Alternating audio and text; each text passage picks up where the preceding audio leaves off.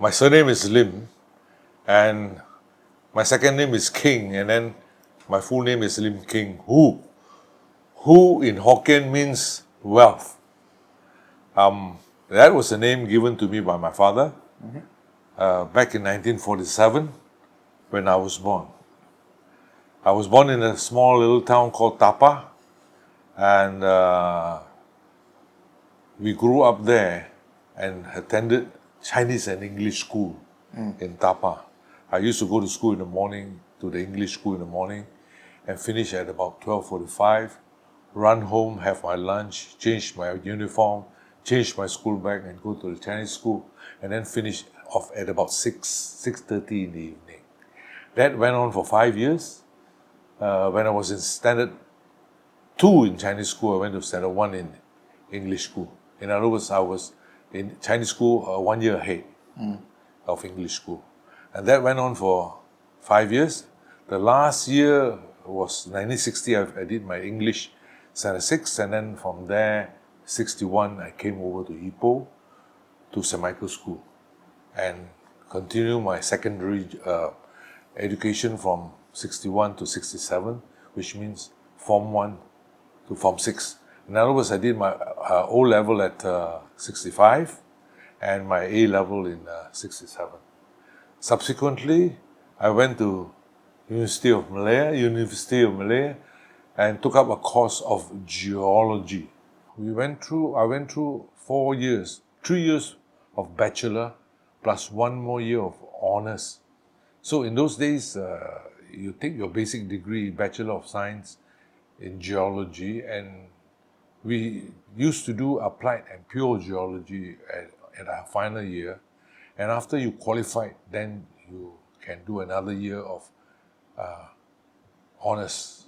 So I did applied geology for my honors year. And subsequently after that, I came out. I did not work as a geologist because I don't fancy working as a geologist. I knew I was more toned towards business, and in the case of business, it's actually trading. I am more a trader than any other business. And on top of that, while I was out working, I learned about logistics, and I went into logistics. In other words, I ran a transport company before. I ran a lorry company before. And from there, I learned about logistics. And when I came out into business of my own, I actually specialized in logistics. In other words, I was able to ship gypsum from Thailand to Malaysia. I ended up as a gypsum trader. I used to buy them from Thailand and ship them to the cement factories in Malaysia and Singapore, and even Sabah and Sarawak. So I used to use what we call intermodal logistics, meaning we used to ship our gypsum from the gypsum mine in Thailand to the coastal port in South Thailand and stockpile it there. And then we will send up barges as big as 10,000 tons and load them onto the barges. Barges simply because they are more accessible. They don't need proper wharf or port facilities.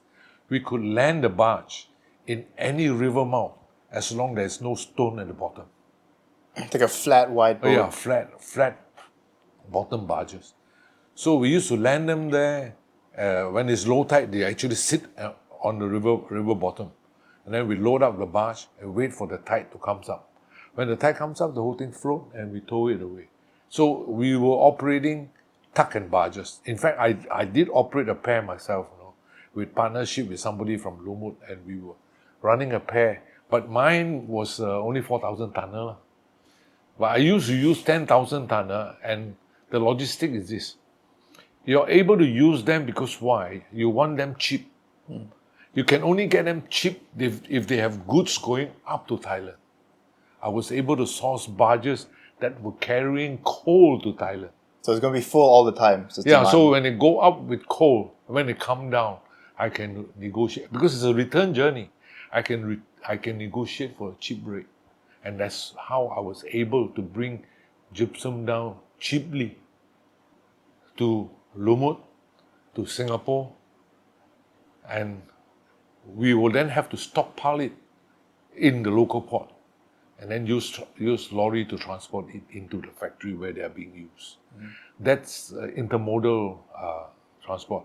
The only thing I didn't use was actually the railway, because traditionally all gypsum from South Thailand used to come by railway. But railway, each carriage can take maybe 20 tons, and if you have 50 carriage, you can only carry 1,000 tons. But a single barge of mine can carry 10 times that. That is why I was able to do it on a massive scale. And because of the return journey situation, I was able to do it cheaper. So that's how opportunities appear, and that's how you take care of it.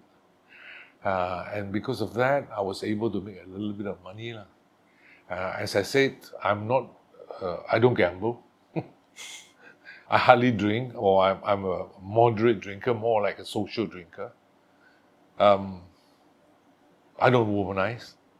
And if you keep your vices to the minimum, and you're not a big spendthrift, I suppose then you can save up a bit for your children's education and for your own old age retirement. That's how I went through life. But being a trader, it pays to be first an extrovert. You cannot afford to sit down there and twiddle your thumb and hope to be a trader. So you have to be more open. You have to engage your customer. And if you make a customer your friend, you have a customer for life. In order to cultivate friendship, maybe I drink a bit. I sometimes even entertain by singing. These are all the traits of an extrovert. So you cannot afford to be an introvert if you want to be a trader, and you have to be an extrovert. But having retired now, I'm more introvert. So I don't mix around so much anymore. But then there are other tools of socializing, like golf.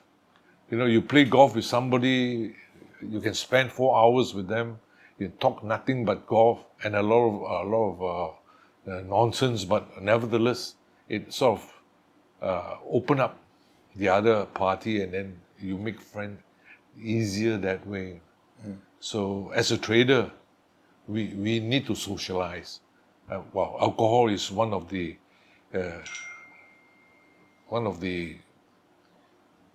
thing that we can use to socialize. Golf is another one, and being a linguist help, because if you speak to a Thai guy in Thai, naturally it's easier to get along with him, rather than speak to him in English. And the Thai people in those days were not very fluent in English. So that way you can. So I've learned to speak Thai too now. On top of that, I speak Hokkien, Cantonese, Hakka, a little bit of Teochew, Malay, and English. So it helps to be able to converse with your business associate in the language of their choice. Then that's trading, and that's what my business was. And then at one time, I was also dealing with Proton, the local car. So I would say that to get a Proton dealership in those days when it first started was very, very hard. So I had to have a partner, a Bumiputra partner, the late Dato' Amar Harun. Through his front, we were able to secure an agency of Proton in Taiping, and we traded in it. And in the early days, when Proton first started, it was protected by the government. in the form of tariff, and we were able to sell very well. It was a seller's market artificially created by the government.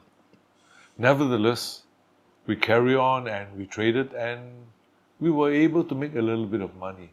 And later on, we had a second dealership called Gerak Roda in Ipoh, and we carry on doing it. But then, by then, the market was not so good because there was a second made in Malaysia car company already in existence, and that was Perodua. So now the market has changed again because of the advent of the EVs and so on. So anyway, I'm out of the market now. I'm out of a market for gypsum and also out of a market for proton. The reason why I stopped trading in gypsum was this. Actually, there was globalization. What happened was during the financial crisis, many of our cement factories got into trouble. Some of them were taken over by international group. For example, APMC was taken over by Blue Circle of England. Blue Circle in itself was in turn taken over by Lafarge of France. And Lafarge was so big, they took over, I believe, 4 factories in Malaysia. They took over some factories in Indonesia, and they took over some factories in Thailand too. So they had factories in Thailand, and the Thailand factories knew the source of gypsum in Thailand. And then because of their size and because of the international connection, they were able to do centralized purchase of gypsum. And that way they pushed me out because I was nothing but a trader. Yeah. I was providing a service from Thailand to Indonesia, let's say to Malaysia, to Singapore and so on. They don't need my service anymore because they could buy direct from the source. So during my parting word with my supplier, the consumer used to buy direct from them after me. So I told them, don't be too happy. It's a matter of time before the cement factories, the big conglomerate, have their own mines, their own source. Because in any industry, you have to secure your upstream as well as your downstream. The downstream means your market. Upstream means your supply. So it's a supply chain that everybody knows so well that China has it in completion now, in totality now. But in the olden days, this is one of those things that everybody have to look after for their own well-being. So that's business. But since then, I've retired, but very lucky that while I was trading, I was making money. I managed to save up and invested into certain investment like some shop houses, some property for rental. I was very lucky in one sense that one of my old classmates, when he went public, he asked me to invest into his company. So I put in some money, and since then, his company has taken off. And I was able to realize some capital gain there. I was very lucky. That's in the financial part of it. But because of all this investment, while I am quite comfortable in my retirement, and since I don't partake in much vices, gambling and so on, so I think there's more than enough for me to survive for the rest of my life. Except for one thing, I love to travel. Oh. And I've been traveling not only after retirement, I've been traveling since the day I was active in business. Well, I don't travel so much for business actually.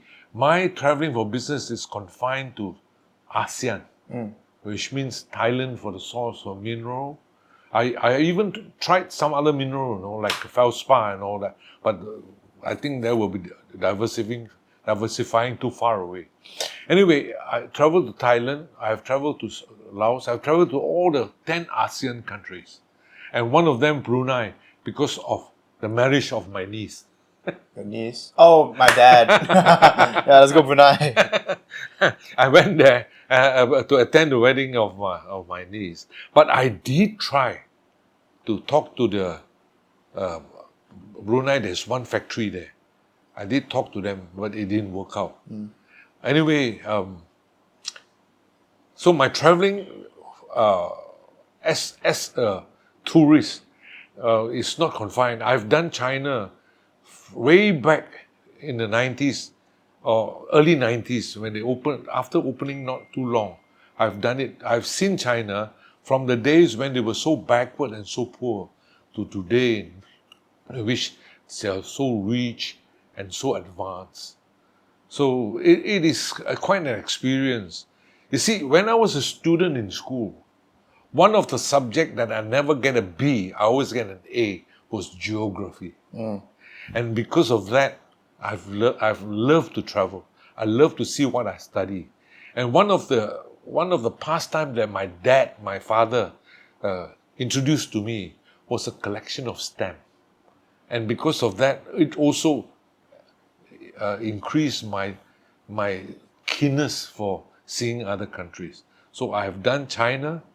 I've done a bit of India. I've seen the Taj Mahal. In fact, this last year and up to the beginning of this year, I just completed my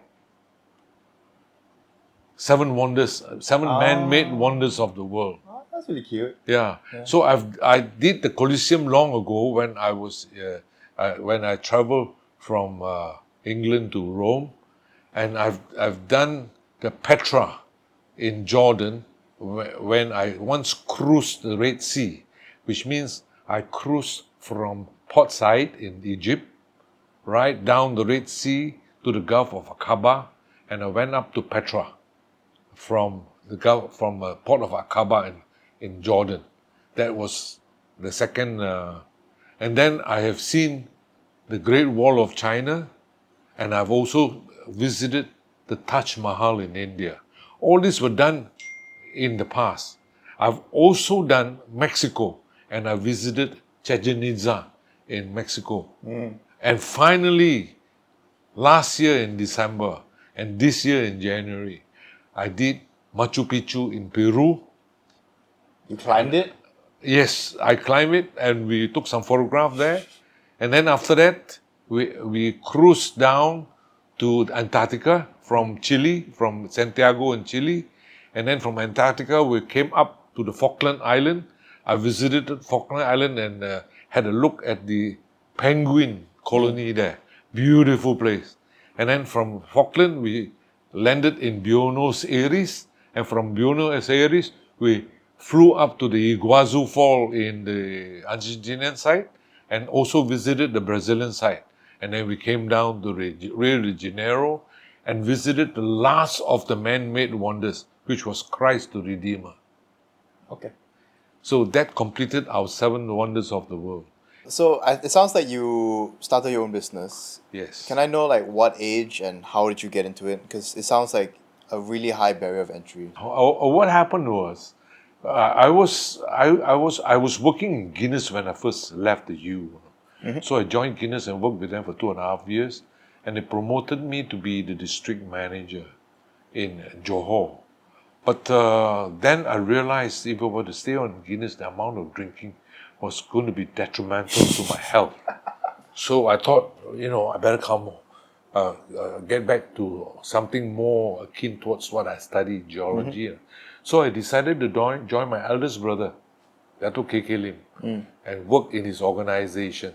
So I was involved with him with a bit of mines management.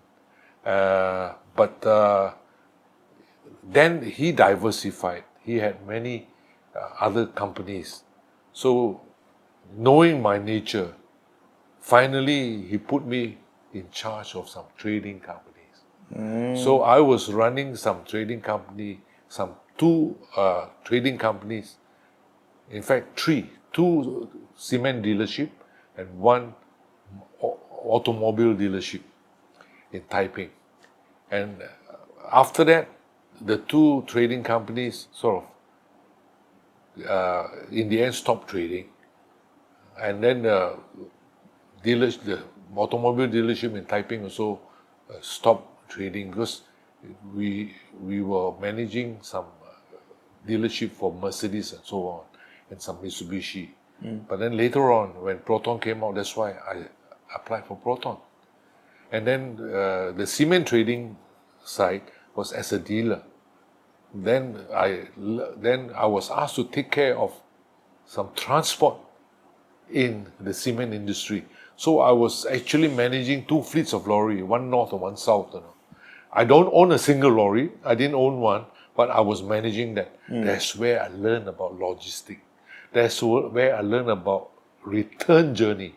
If I were to carry cement to Butterworth and the cement lorry come back empty, it will not be so good. But if I manage to get some goods from Butterworth back to Ipoh, then I will be able to earn much more. Now, this is what happened. I didn't learn that. Nobody taught me that. But some of my lorry drivers taught me that. When I send cement up north, we expect to come back empty. But the lorry driver started carrying goods on his own to come back. So we caught them and we realized that, hey, there's money to be made there. Because these lorry drivers, since I'm coming back, but sometimes it takes a bit more time because you got to unload and all that. So that's where I learned about logistics when I was asked to manage the lorry company carrying cement. And when I was asked to go and manage the trading of cement dealership where we give credit. And it's one of the biggest headache, that if you give credit to somebody and you can't collect, there'll be big trouble. Lawyers and some of them are not even, you sue them, they just declare themselves bankrupt and then that's all. So trading, it's not as simple as what people think. Buy cheap and sell expensive. It's not as simple as that.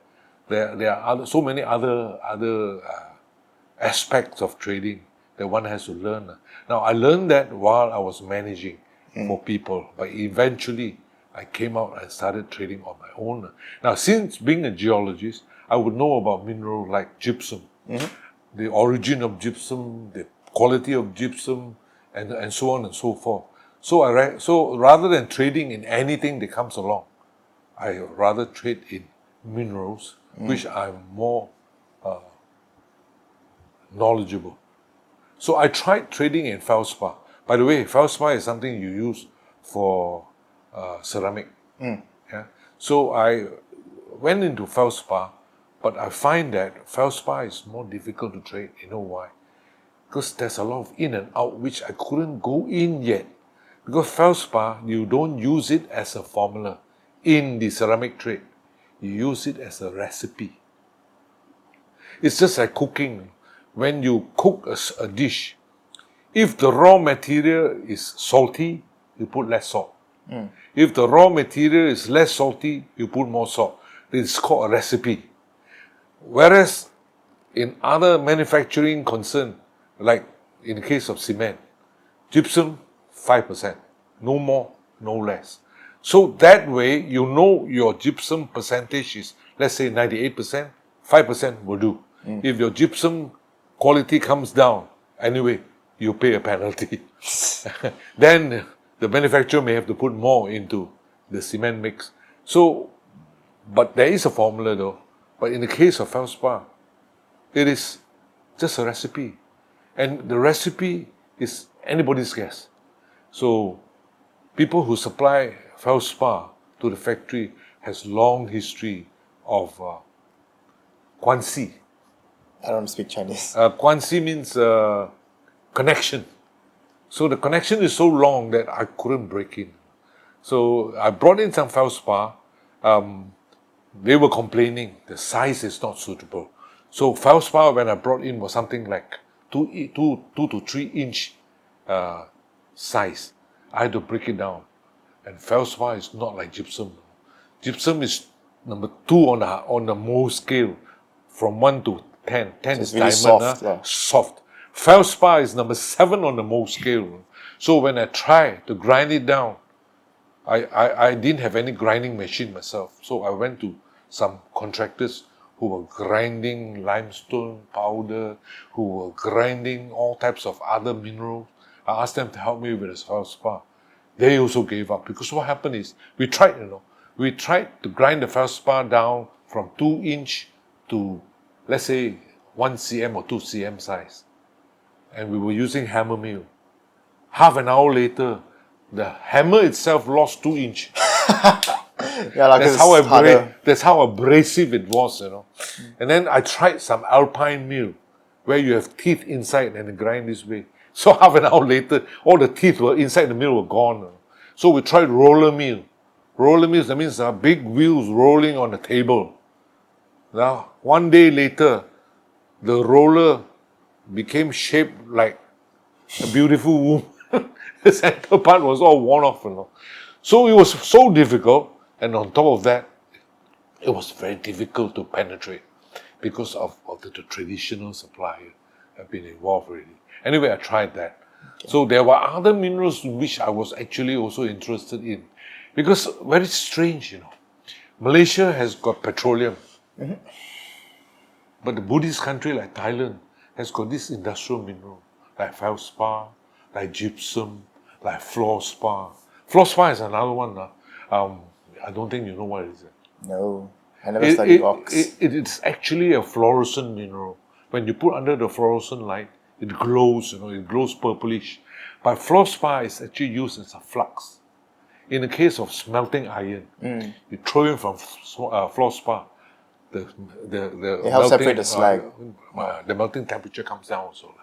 What was your work ethic like when you were working? Like, what was your... Because obviously people have different things that drive them or like different approach to things. So what was your approach to working?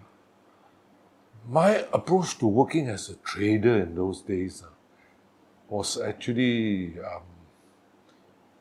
you have to get things done because I was providing a service as a trader. I'm providing a service to people. For example, once a gypsum batch came, registering only 80% purity. You know.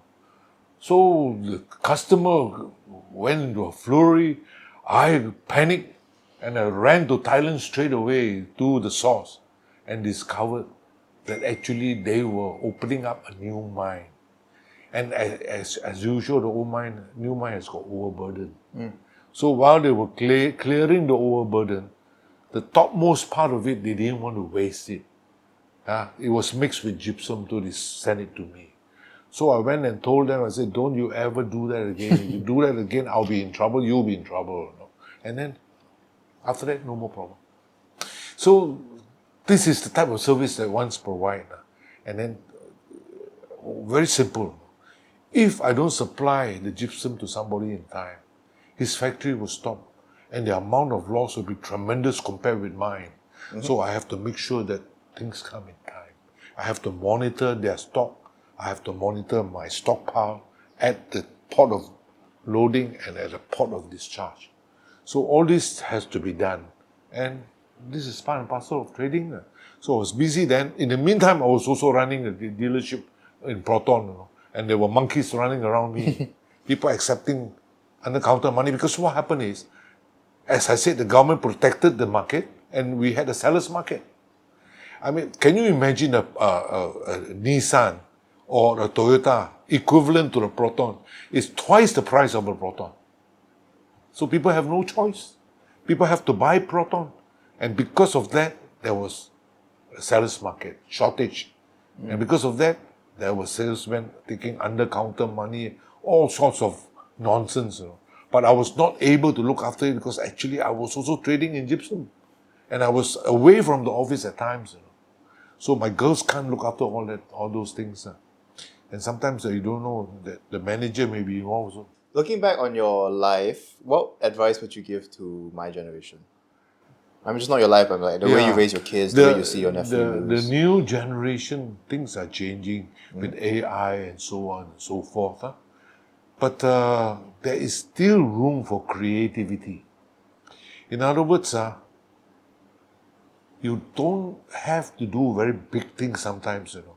Look for nooks and corners where you may find your place in, if you're able to. For example,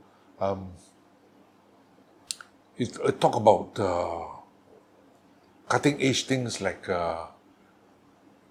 in the case of AI, the Chinese are very good in using it to do farming now, manufacturing now. They even are using it for medicine now. Because they reckon that with the big database, the artificial intelligence will be able to make a better diagnosis than any living experienced doctor. So that's one part of it. So it doesn't mean that you don't need doctors anymore. But sometimes, the human mind is such that they can think out of a box. Whereas I don't think the AI, the database can think out of a box. Right? So you suggest we go study more creative stuff. More creative stuff. Train your mind not to be sort of blinkered. Train your vision not to be blinkered. So you have to be more broad-minded. So I suppose traveling, opening your horizon, seeing more things does help. And I'm a true believer in that people should travel and learn how the other parts of the world live. So at least, look, how many people can have that special moment of creativity? Very often they see something which they can adapt. For example, they see the shape of the shark and learn about how to streamline things. So you think somebody suddenly discovered that certain shape will be streamlined? You still have to learn from other animals, other places in the world, and so on. That's how I reckon. Are you looking for something more challenging to yeah. do? Yeah, Okay, for okay. sure. Oh, it's no harm. You got time, and it's no harm looking for it. So actually, when somebody is fully contented and satisfied, that's when I think life stops. Really? Yeah. You're fully contented and satisfied, nothing will change anymore. Because I have known friends like that who maybe out of fear, out of discomfort, they don't want to move out of the comfort zone, and that's when they stagnate. But in our case, So you don't feel like you were comfortable doing your career? well, when I was trading, actually in those days, my priority then was to make enough money to educate my children, provide a good life for myself. Because what happened is, three of them were studying overseas. There was no scholarship.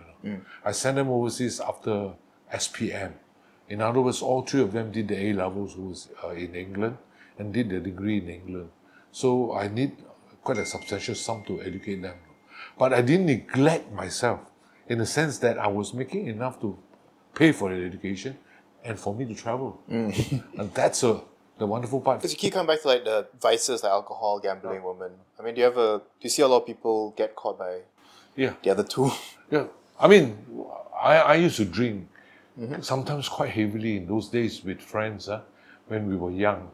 But then, to me, it's a phase. I'm sorry to see some people who never pass that phase. In other words, when we're young, we're full of energy, exuberant. So we do things. Certain phase, we like to go dancing, we like to go disco, we do all sorts of things. But when the phase is over, forget about it and go into something else. But there are people who never learn or never leave the phase. In other words, It's okay to try lah. it's all right to try, but be careful what you try. Hard drugs and all that, better don't touch it. I have even spoken ganja with your with your last uncle. we spoke in Fairpang, grandfather's house. Anyway, the phase is over. Now I'm not interested in all that anymore. What am I interested now is health. I'm not interested in making money also. Yeah, like you're 70 plus. I keep on asking, I keep on telling people at my age, you make the money, you're going to take along with you when you die. Sometimes you say, oh, I want to pass it on to my next generation. You may be doing them a disservice by passing your wealth to the next generation. I've seen a lot of next generation destroyed by wealth that were passed on to them, just like that. How? Because They never need to. I mean, that's my cousins and me and all of us were sort of in that boat. Some of them use the wealth passed on to them and build onto it. Some of them use it to do something else, never. But many of them has become lazy and no more drive because everything is there for them. But I think one of the worst thing in life, in my experience, is you got to watch your ego. Many of a failure, many destruction has happened because of people's ego. So you think you're more introverted now, but then during your career you were quite extroverted. So is it like you just had to like force yourself out of the shell, or you just kind of naturally fell into that? Naturally felt like that. Because, I used to talk, I used to explain to people why my gypsum, I can give you proper delivery, this and that, and this and that. Sometimes you just get fed up with talking. So now, if I don't have to talk, I just keep quiet, keep my peace. But it doesn't mean that I'm not communicative. If somebody asks me a question, and if I think I have a relevant answer, I will speak up. It's not that I will just keep quiet. The whole world can think that I'm mediocre, it doesn't bother me. Do you think I should talk more? Walk into the room. No, in time to come, if you need to, you have to. Especially in your career and all that, you're building it up. Sometimes people don't realize your value until you show them. But don't overdo it. There are people who overdo it. In sales, we have a saying: deliver more, talk less. Deliver more than what you promise, and that will become a very successful salesman. Don't promise a lot and deliver less, and then don't promise and don't deliver at all. Then you become a con man. You're no longer a salesman. Okay. So I used to talk to your third uncle. I said, a politician is one who take your vote first, promise, take your vote, and then if he works, he deliver. But a con man is one who promise, take your money, give nothing. So very near each other, Then a salesman is someone who promise, deliver, and collect money. Because a salesman, you promise, you deliver. If you don't deliver, you don't collect money. But a politician promise, take payment of votes first, then deliver. A con man is promise, take your money, never deliver. So the money part for a salesman and a con man is different. The salesman promise, deliver, then collect money. Con man promise, take money, never deliver. But salesmen, sometimes we also have to give credit out there. And they're very dangerous. Anything last messages you want to go on to the video? I think you guys are living in a very interesting generation. Because, for example, my grandfather, your great grandfather, came from China. And you heard about his story? He started real poor. Really? He started selling, I think, peanuts and something like that. And his first wife used to cook for people and all that, sell food and all that. So there's a story now, because Cheng Ming, sometimes I can explain to you where the first wife, his mother's surname was Tan, Lim Shok Tan. Lim Shok Tan's mother's surname was Tan. His first wife surname I don't know, but my grandfather, the second wife, surname Li. My mother Jiang. Anyway, he came from China at the turn of the century, and it was so poor. And now China has reached a stage where it's really reasonably rich. Not individual. Individual, there are billionaires there, but then the country is now doing well. There's a big, massive 800 million middle class. So changes has gone so rapidly that people like us are so surprised. In fact, I am actually what you call an Anglophile. what they call banana. Yellow on the outside, white on the inside. Because I'm more worse in English. I can converse better in English. But this generation, let me encourage you all to study more Mandarin. Because that's the future. And the cutting edge things are coming out from China, like AI and so on.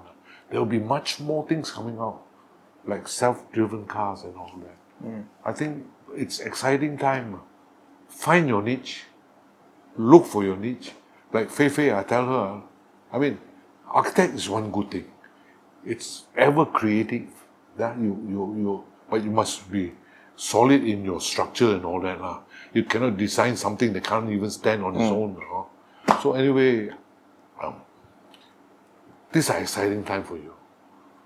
Don't be bound by all the old rules. But then when you break out from all this binding, be very careful and disciplined. Because you may go haywire. You know what I mean?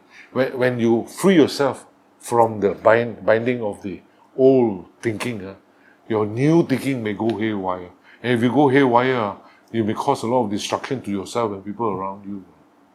So in the meantime, these are exciting times. Look after yourself, think broadly, and travel widely to expose yourself to more angles, then you should be able to do well. Okay. Ah, Thank you. okay, sure.